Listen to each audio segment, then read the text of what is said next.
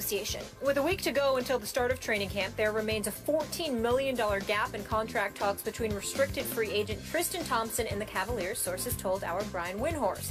Sources say the Cavs have held firm at an offer of 5 years and $80 million, while Thompson is looking for a max contract of $94 million over that same span. If no deal is reached by the end of the week, Thompson may sign the Cavs' one-year qualifying offer of $6.9 million to become an unrestricted free agent. So his agent, Rich Paul, told ESPN last month that if Thompson signs the one-year qualifier, he will not re-sign with the Cavs long-term in 2016. Stephen A., what's going on? What's going on is this. Tristan Thompson is 24 years of age, played exceptionally well, come to playoffs, particularly the finals. He was a rebounding demon. And he has sat around while other folks have been taken care of. You've got a $14 million difference or so is being reported. You made sure Iman Shumpert got his 40+ million. You made sure to re-up Timothy Mozgov. Obviously, Kyrie Irving, as well as he should have even beforehand, got his $90 million.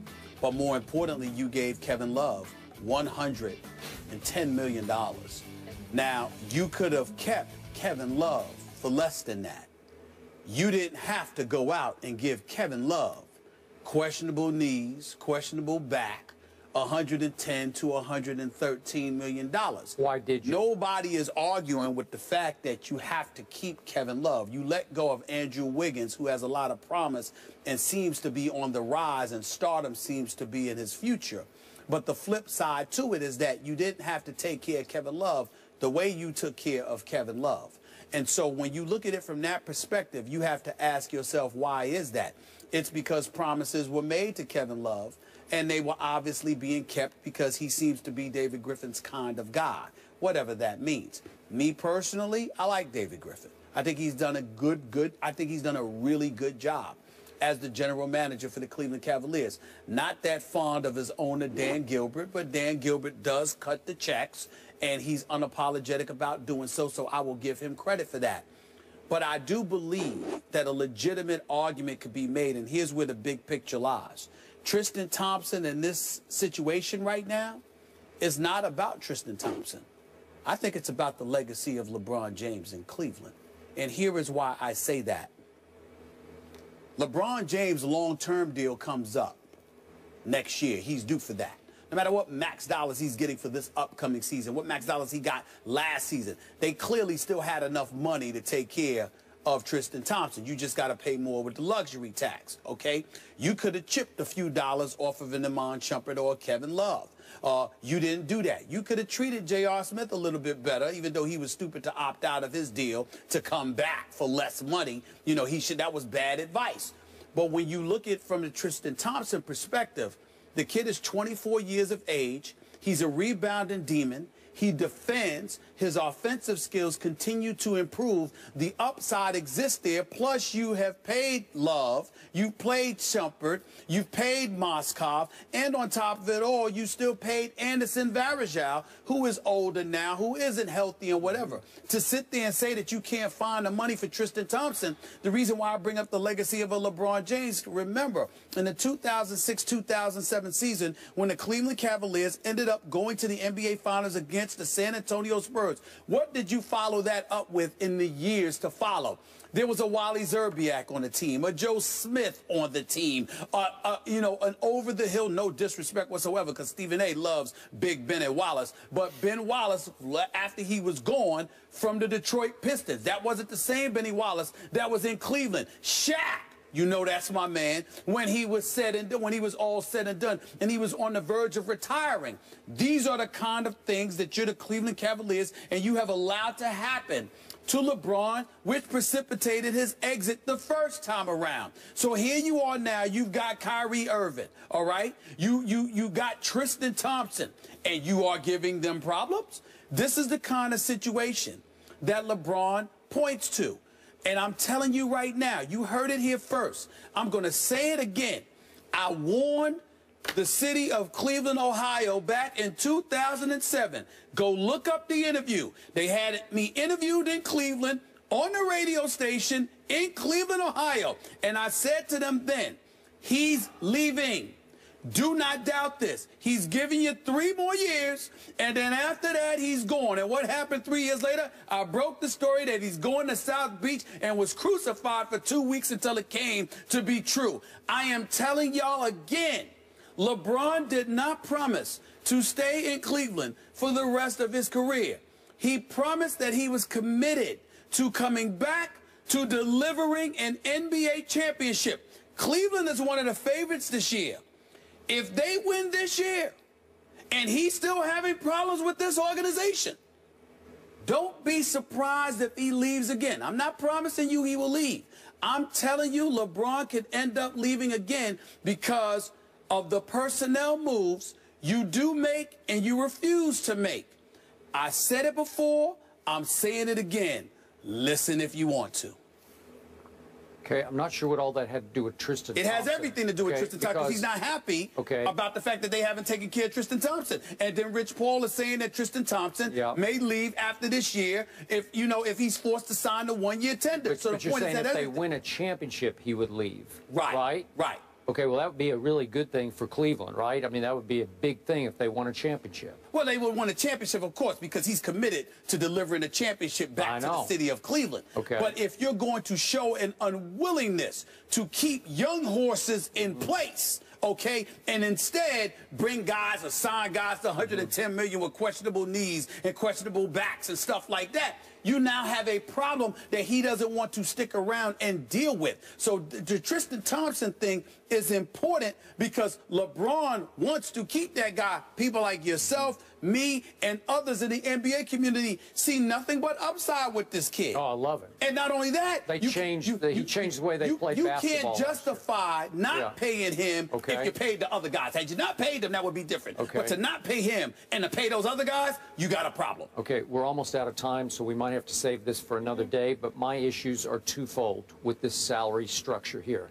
I have no idea why you gave Kevin Love that much money. He's not worth that much money. I think that Tristan is worth $94 million and will be over the long haul. But I still can't, we probably don't have time to get into this. I don't know why LeBron would take the max. I keep telling you, Tim Duncan, coming off one of his best years ever, is making $5 million this year.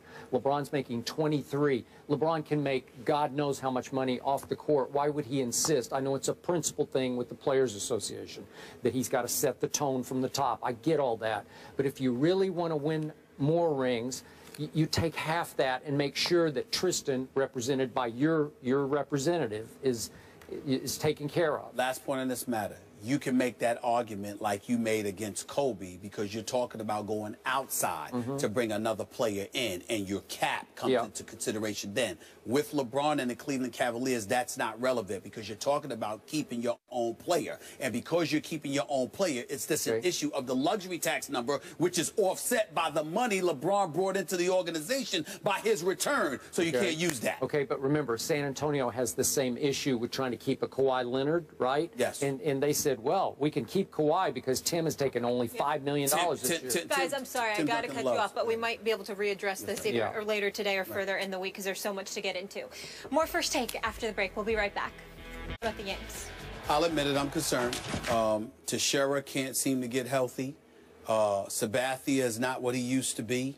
The combination of those two things, along with the inconsistent play of a few of their guys. I mean, 1 minute, Beltran is smacking 3-run home runs against the Mets. Another minute, he can't get a hit against the Blue Jays. I'm concerned about it. It's not over yet. I haven't given up. I'm still going to believe in my Yankees. I'm going down with the ship. But I will tell you that I think the thing that concerns me is two things. David Price, who's an absolute stud. By the way, where did he go to school?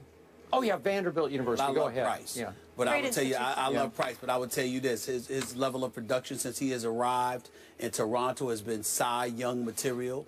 And when you combine that with the fact that Toronto has been doing what they've been doing without the services of Tulowitzki, I mean, I remember when Toronto lost a game, Boston came back on them the other night in the top of the ninth.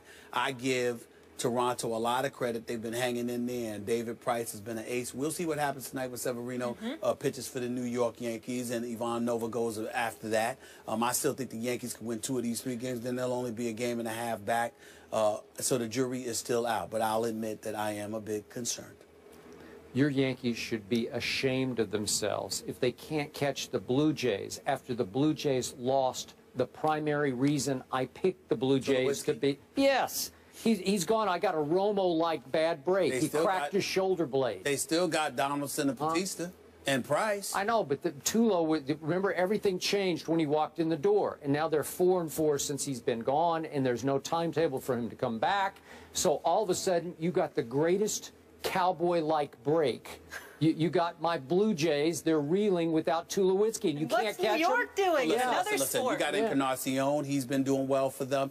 Plus, Russell Martin is somebody who used to catch for the New York Yankees, so he kind of knows what they do, how they do it. So that certainly helps as well. The Yankees that are at decided disadvantages, particularly without Teixeira, I recognize that, but they're still in the thick of things. They took 2 or 3 from the Mets last weekend. I'm not giving up on my New York Yankees. The jury is still out. We'll see what happens. Well, why don't you just go ahead and say they're going to win the East? Well, I'm worried about them right now. I thought they were going to win the East. They had a 6.5 game lead, and they lost it in 13 days. That's correct. For crying out loud. Because of the additions starting with Tulowitzki that the Blue Jays again, made. but again, I think it's the addition of Price. How about that? Price is a stud. He's only got one. He's got like 9-1 since he arrived. He only gets to play every 5 days, right? They got some bats, and we know they were scoring runs before Tulowitzki arrived. But now it's even more lethal, and you've got Price shutting people down. And obviously, when you've got a great pitcher like Price, it infuses the rest of your pitching staff, at least to some degree, so we understand what's going on with Toronto. But again, it's not over so yet. You won't concede, but you won't guarantee either, right? That is correct. Oh, that's going way out on that. That's a good way. That's a good way to put it. See, I haven't backed off my Cowboys. I'm still saying, here we come, Super Bowl. What? Right? That's because you are a Cowboy. Oh, I'm not a Toronto Blue Jay. Right, I'm Cowboy. All right. All right, they face off tonight, you guys, in a crucial AL East clash. A-Rod and the Yanks taking on the Blue Jays. That is tonight at 7 p.m. Eastern. More First Take in a minute.